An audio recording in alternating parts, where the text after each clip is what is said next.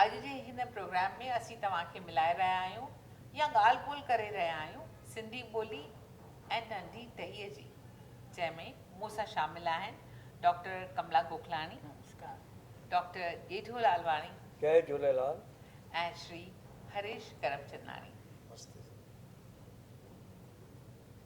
ॿोलीअ सां आहे असांजी सुञाणप, ऐं पंहिंजी सुञाणप क़ाइमु रखण जे लाइ असीं हर मुमकिन कोशिशि करे रहिया आहियूं पंहिंजी सिंधी ॿोलीअ जो वाधारो करण जी।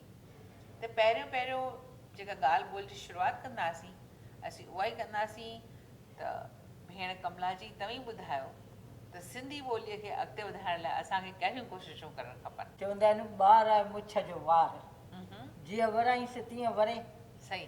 हाणे बराबरि असांजी नई टही 2-3 ॾहाका अलॻि थी वई असां खां, पर शुरूअ खां ई संस्कार विझूं, नर्सरी खां ई उन्हनि खे सिंधी पढ़णु लिखणु ॻाल्हाइणु सेखारियूं। छो ॿोलीअ जो सिलसिलो ई इहो आहे, पहिरीं कननि सां ॿुधिबो, पोइ वात सां ॻाल्हाइबो, पोइ किताबु पढ़िबो, पोइ लिखिबो।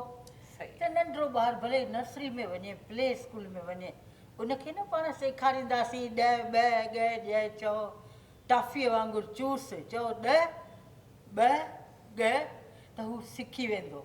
ऐं पोइ जे तॾहिं खां सिखी वियो त हुनजो चाव वधंदो।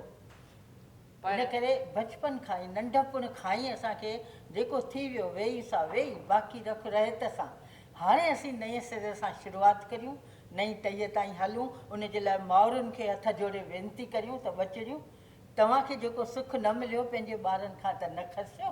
सही ॻाल्हि आहे। उतां खां वठी अचो त शुरूआति करियूं। ऐं तव्हां कई आहे, उन दिशा में तव्हांजी कोशिशि सारा जोगी आहे। पहिरीं हिननि रुॻो CD कढी, CD रोम, अचो सिंधी सिखूं।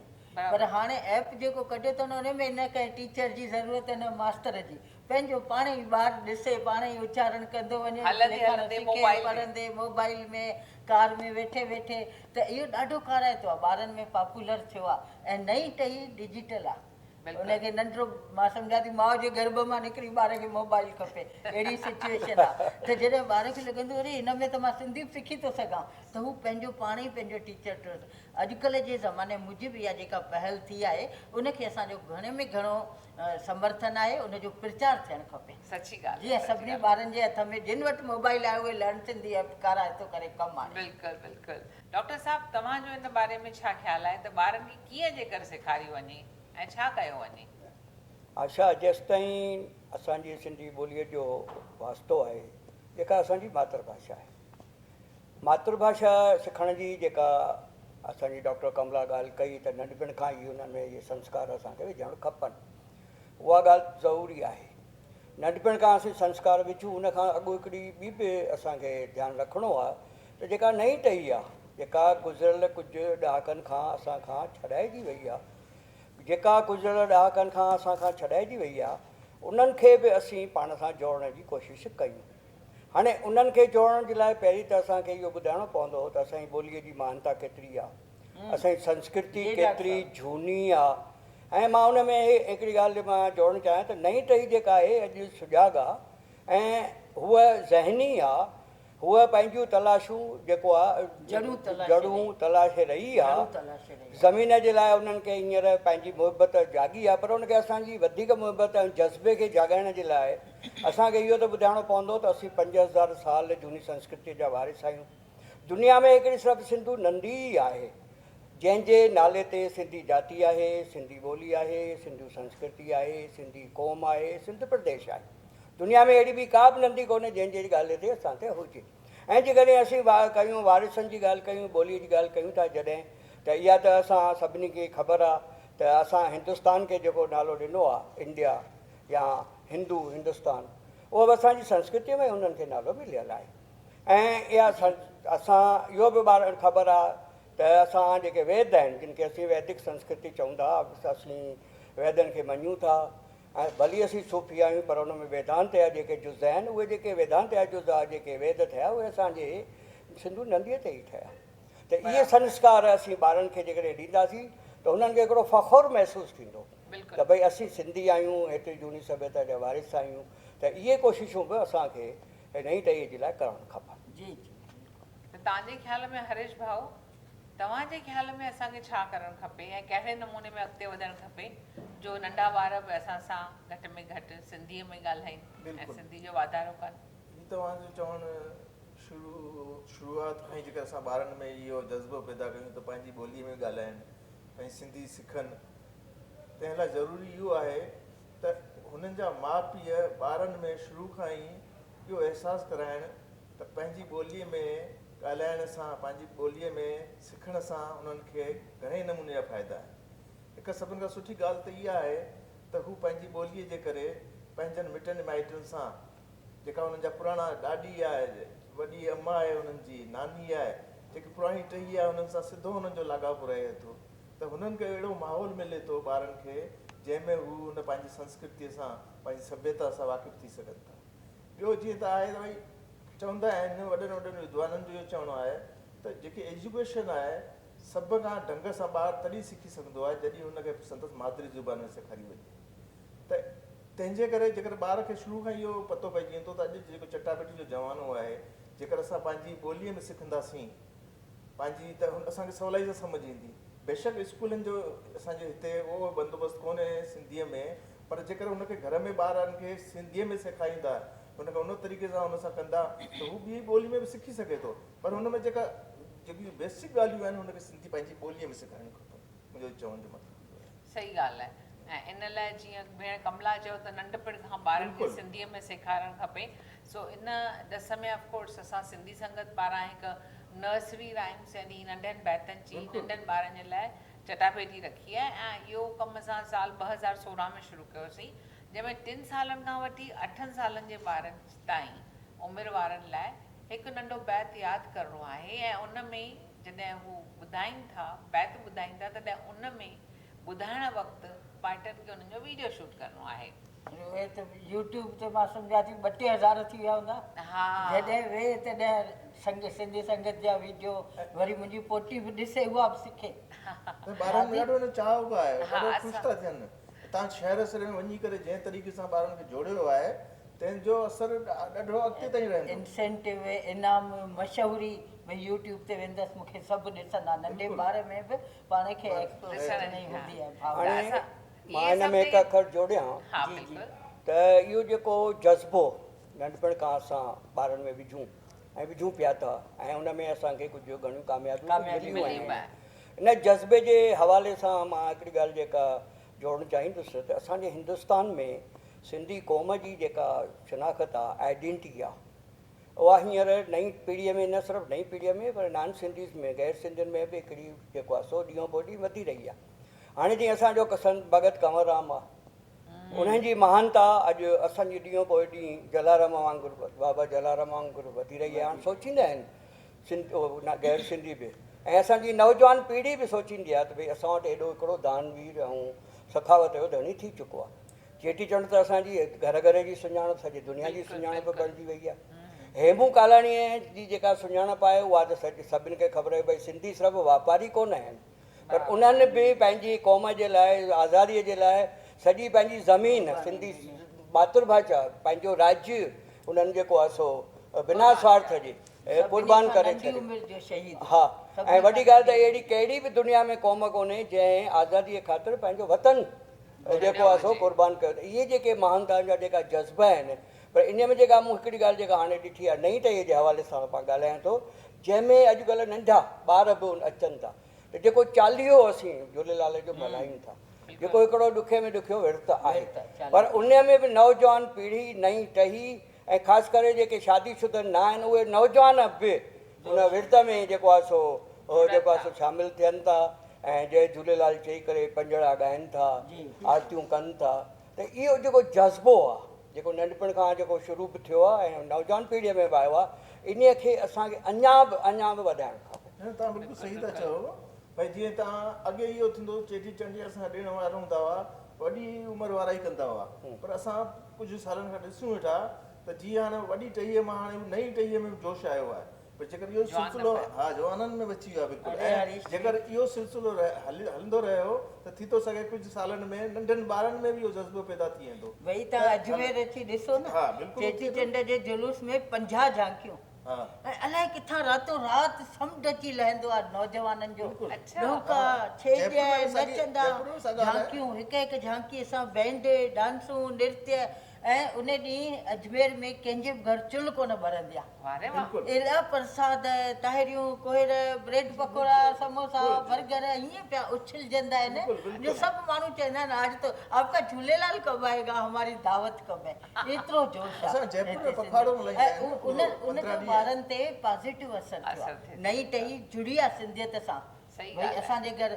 मम्मी झूलेलाल कहाँ है कौन सी झूलेलाल की तस्वीर है अपने घर क्यों नहीं है सची झूलेलाल ॻाल्हि आहे। त उहो धर्म जेको आहे सो ॿार खे ॿार खे जोड़े वधीक जोड़े थो, थो उन सां बराबरि आहे। जुड़ंदो त पाण ई सिंधी ॻाल्हाईंदो सही मां हिते हिकिड़ी ॻाल्हि इहा बि जोड़ियां त नई टहीअ सां गॾु जेका नर्सरी राइम्स ॿाराणा जेके गीत गीत शुरू कया आहिनि त असांजा जेके असुलका लोकगीत आहिनि ॿाराणा लोकगीत हा जेके नंढपण में असीं पढ़ंदा हुआसीं जो खीर पीए सो वीर थिए हा। वाड़े मुंहिंजी तारा अमर, बोल तारा मुंहिंजी मुंहिंजी अमर, अमर मुंहिंजी मुंहिंजी अमर अमर। इहे जेके गीत आहिनि जेकॾहिं इन्हनि जूं सीडीज़ बि असीं पंहिंजनि घरनि में ॿारनि जे साम्हूं वेही करे जेकॾहिं असीं हलाईंदासीं त हुननि खे न सिर्फ़ु ॿुधण में छो त ॿोली सिखण लाइ उन्हनि जो ॿुधण बि ज़रूरी ज़रूरी आहे हा इहो त ऐं जीअं ॿुधंदा जेका तव्हां चई असां शुरू कई आहे नर्सरी राइम्स जी त उन में हुननि जा जीअं जीअं हुननि जो मुहावरो वधंदो तीअं पाण हुननि खे हिकिड़ो लुत्फ़ु आनंद मज़ो ऐं पेर खणण जो नचण जो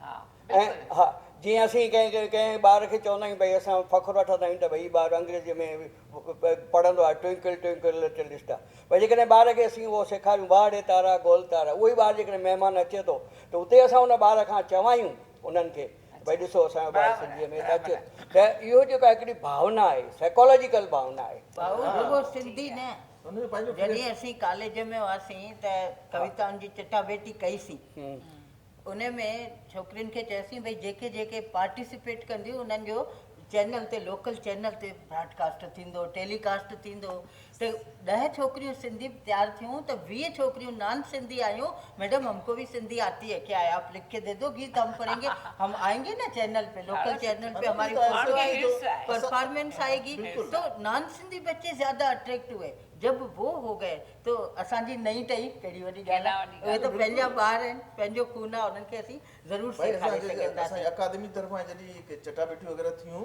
त तंहिंमें ॻाइण लाइ जेका सिंधी न आहिनि गैर सिंधी उहे उहे बि अचनि ॻाइण पिया। था अचनि वेठा अचनि पिया। असांजी हिते राजस्थान जी हिकु छोकिरी आहे उहा गैर सिंधी आहे पर हिन वक़्तु उहा ॻाए थी ॾाढो सुठो सिंधी गीत बसि इहो ई आहे न जेको जेका चटाभेटी थिए थी को इनाम हा, मिले थो उन त सां ॿारनि खे हेल्थ शौक़ु शौक़ु थिए थिए थो, थो बिल्कुलु। ॿार खे असां शौक़ु बि थिए। पंहिंजे नर्सरी राइम्स कॉम्पिटिशन में 20 टैबलेट्स यानी 20 कंप्यूटर जूं टैबलेट्स इनाम तौरु ॾियूं था जंहिंजे करे असांखे हर कंहिं शहर मां असांखे Response मिले थो। रिस्पॉन्स मिले थो पार्टिसिपेशन थिए थो 1400 खां मथे असांखे वीडियोज़ अचनि था उन मां असीं 20 टैबलेट्स इनाम ॾियूं था त हिन जे करे ॿारनि खे ख़ुशी थी थिए हाणे त असां ॿारनि खे स्कूलनि में सभिनी जेके सिंधी मैनेज स्कूल्स आहिनि जेके सिंधी ट्रस्टीज़ आहिनि उन्हनि खे चऊं था त तव्हां रेगुलरली पंहिंजे स्कूल में नर्सरी ऐं केजी में ही असांजो एनिमेटेड स्टोरीज़ बि ॾेखारियो पंचतंत्र जूं ऐं असांजो जेके नयूं असां जेके बैत ठाहिया आहिनि उन्हनि ते बि असां वीडियो ठाहिया आहिनि उहे बि ॾेखारियो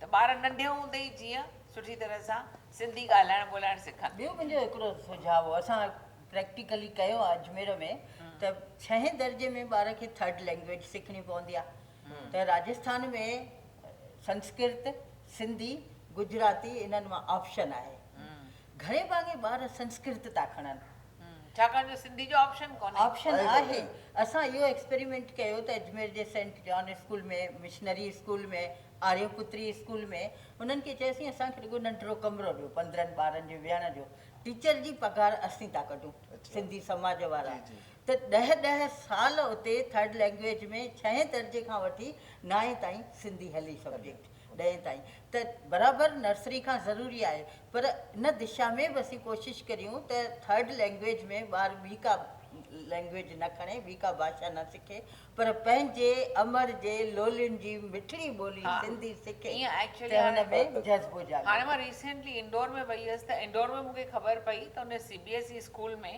हू हिन साल खां माना सिंधी या संस्कृत जेका बि ॿारनि खे खपे का बि उहो त ॿोली आहे उहो ई 3rd लैंग्वेज government करे जो सघनि option था आहे। उहो त ऐं उहो ई option आहे। सिंधियुनि खे ख़ासि हू इनकरेज था कनि त तई सिंधी सिंधी खणो ॿोली ऐं खणो, उन्हनि खे सिंधी खणो। असां स्कॉलरशिप ॾियूं था न, अकाडमी ॾिए थी, NCPSL ॾिए, त उन्हनि खे कुझु न कुझु अहिड़ो अट्रैक्शन कमला शाह तव्हांखे मां ॿुधायां जेके अहमदाबाद में कोशिशूं वरितियूं वयूं आहिनि सिंधी स्कूल्स में, जिते कोई मीडियम बंदि थी विया आहिनि जी जी ऐं इंग्लिश मीडियम अची विया आहिनि, पर जिते घणे में घणा सिंधी ॿार पढ़नि था ऐं जिते सिंधी मैनेजमेंट्स आहिनि, उते जेको हींअर जेको हीउ कमु शुरू थियो आहे, त उते सिंधी हिननि संगत जे तरफ़ां जेको कमु ऐं शुरू कयो अथऊं। सिंधी संगत जे तरफ़ां कमु थियो आहे, उते उन्हनि खे जेके असां टैबलेट्स ॾिनियूं आहिनि, उहो ॾिनियूं आहिनि, टीवियूं ॾिनियूं आहिनि, उन्हनि जे आधार ते इहो हाणे हिकिड़ो सुजाॻी अची वई आहे त हू उन्हनि ॿारनि खे जेको आहे सो नंढपण खां वठी उन्हनि खे सेखारीनि था, त इन करे उन्हनि ॿारनि में जेको आहे सो उहो सिखण जो जेको आहे सो पाण ॾींहों पोइ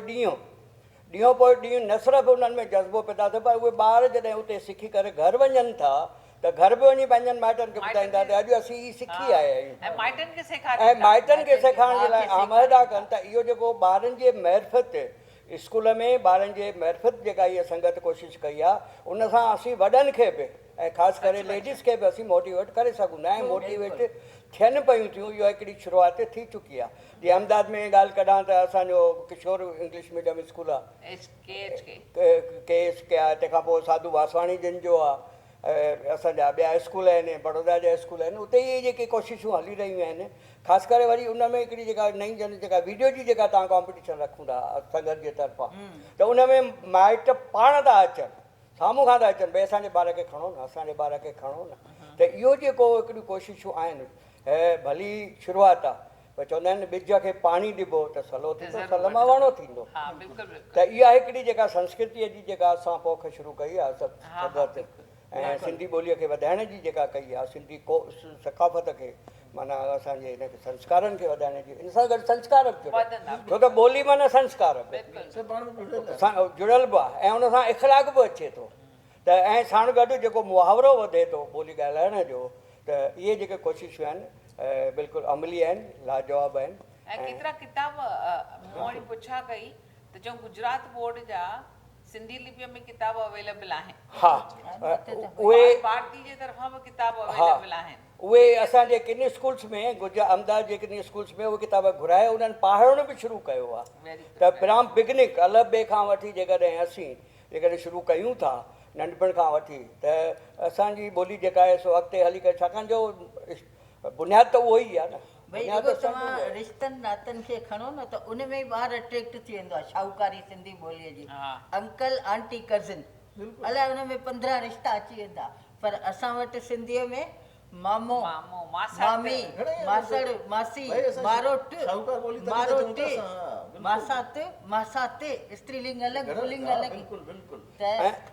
हींअर हिकिड़ी ॿी बि ॻाल्हि थी आहे त सिंधीअ खे जेके रोज़गार सां जोड़ण जूं ॻाल्हियूं शुरू थी वेंदियूं आहिनि, त इहो जेको रोज़गार खां जोड़ण जो ॻाल्हियो वियो आहे, त केतिरियूं ई सिंधियुनि जूं पोस्टूं आहिनि जेके सिंधियुनि खे सिर्फ़ु सिंधीअ जी ॼाण सां ऐं सिंधीअ जे डिग्रियुनि सां जेके असां वटि जॻहियूं भली महफ़ूज़ न आहिनि, पर उहे एक्चुअल त महफ़ूज़ ई आहिनि, छो त ॿियनि खे कंहिंखे उहे ॾेई नथा सघनि। हिते हिकिड़ी ॻाल्हि इहा आहे त इहे जेकी योजनाऊं एतिरियूं आहिनि, रोज़गार जा जेका वसीला आहिनि या एतिरियूं संस्थाऊं कम वेठियूं कनि, तिन जे बारे में काफ़ी ॼाण माण्हुनि ताईं पहुती बि कोन्हे। त असां लाइ इहो ज़रूरी इहो आहे त जेतिरा बि मीडिया आहे हुननि सभिनि जो एतिरो बहितर इस्तेमालु करे, अख़बारूं, टीवी, रेडियो, सोशल मीडिया जेतिरा बि आहिनि हुननि माण्हुनि ताईं पहुचे, घर घर पहुचे, त पतो पए असां वटि इन्हनि रस्तनि जी रोज़गार जी ॻाल्हि तव्हां कई। पर तॾहिं बि भई गुज़िरियल 20 सालनि में जेतिरा एडमिनिस्ट्रेशन में ॿार न निकिरी सघिया, हाणे सुजाॻीअ खां पोइ त सिंधीअ में कैरियर आहे, IAS बणिजी था सघूं, रेडियो ते, टीवी ते, एजुकेशन में, कॉलेज, लोकसभा, राज्यसभा में दुभाषा, त हाणे 5 सालनि में 6 ॿार एडमिनिस्ट्रेशन में अची चुका आहिनि। IAS एग्ज़ामिनेशन ते इन करे पाण अजमेर जे BA MA में ई सॼनि स्कूलनि में तव्हांखे 100 ॿार न मिलंदा। असांजे कॉलेज में 150 ॿार आहिनि, MA, BA ऐं PhD।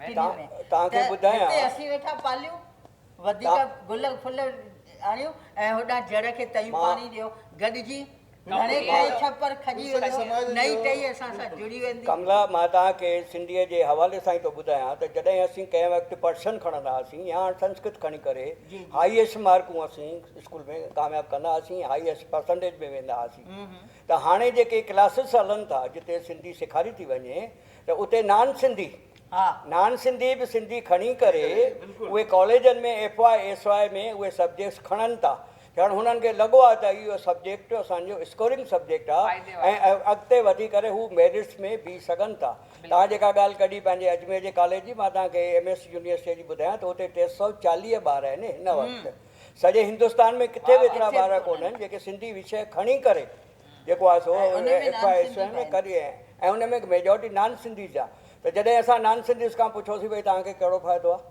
त जीअं असांखे इहो ई फ़ाइदो आहे न त जिते असां मार्कूं वधीक था खणूं माना असांखे परसेंटेज मिले माना असांखे रोज़गार थी ॾिए सिंधी भाषा जेका आहे असांखे रोज़गार त सिर्फ़ु सिंधी भाषा रोज़गार सिंधियुनि खे सिर्फ़ु कोन थी ॾिए ॿियनि पर जेके ॿियनि भाषा ई आहिनि असांजो उन्हनि मक़सदु खे इहो ई आहे, सिंधी ॿोली बि उन्हनि खे बि रोज़गार हाणे मां हाणे बि तव्हांखे हा टीचिंग में 6 ॼणा नान सिंधी आया हा। आहिनि अच्छा सिंधी पोस्ट ते सिंधी सीनियर ग्रेड टीचर जो हा, बिल्कुलु। 6 ॼणा आया आहिनि जंहिंमें मुस्लिम आहिनि रेगर आहिनि अच्छा, जटिया आहिनि उन्हनि सिंधीअ सां 12th पास कई आहे ऐं चयूं भई हिकु पोस्ट जे अगेंस्ट ॿियनि में 1000 एप्लीकेशनूं आहिनि सिंधीअ में रुॻो 5 एप्लीकेशनूं अचो त पाण बि सिंधी पढ़ूं सची ॻाल्हि आहे 12 में सिंधी पढ़िया आहिनि ऐं उहे पास थिया आहिनि ऐं अॼु नौकिरी पिया कनि हाणे मां IAS जी ॻाल्हि ॿुधायां त IAS में सिंधी सब्जेक्ट जेको रेशियो असांजी कमला ॿुधायो त अॻे खां पोइ जेको आहे सो नौजवान वधी रहिया आहिनि ऐं जेके सिंधी मीडियम सां पढ़ियल बि कोन्हनि सिंधी ॿोली ॼाणनि बि कोन था पर हुननि खे इहो लॻो आहे त असीं पंहिंजी मातृभाषा में पंहिंजी मातृभाषा खे खणी करे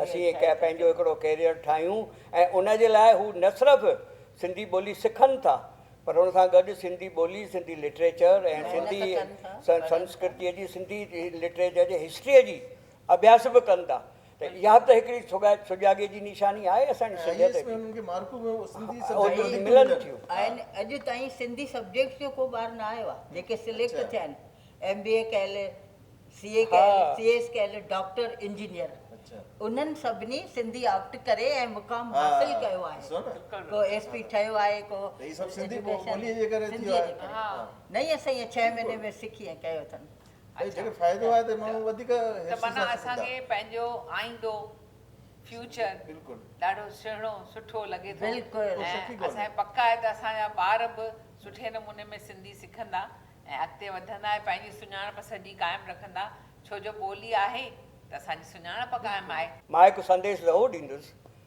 त जीअ में आहे जेसीं जान ज़िंदह रहंदी पंहिंजी ज़बान वाह जीअ में आहे जेसीं जान ज़िंदह रहंदी पंहिंजी ज़बान सिंधी तोखे कोन छॾींदुसि सिंधी तोखे कोन छॾींदुसि तो लाइ पंहिंजी जान ॾींदुसि वाह वाह सिंध छॾीसीं परवाह नाहे परवाह न आहे सिंध छॾीसीं परवाह नाहे हिंद में तोखे हाणे हाणे अॾींदुसि अॾींदुसि। ऐं उहा अॾण जी जवाबदारी नौजवान पीढ़ीअ जी आहे नई टाइम। असांजी आहे जय सिंध जय सिंध जय सिंध। त हाणे हिन सिलसिले खे असीं अॻिते वधाईंदासीं ॿिए हिकु एपिसोड में त तव्हीं दर्शको असांजो हीउ एपिसोड तव्हांखे कीअं लॻो ज़रूरु असांखे ॿुधाइजो ऐं पोइ वरी मिलिजो असांजे ईंदड़ एपिसोड में जय झूलेलाल जय झूलेलाल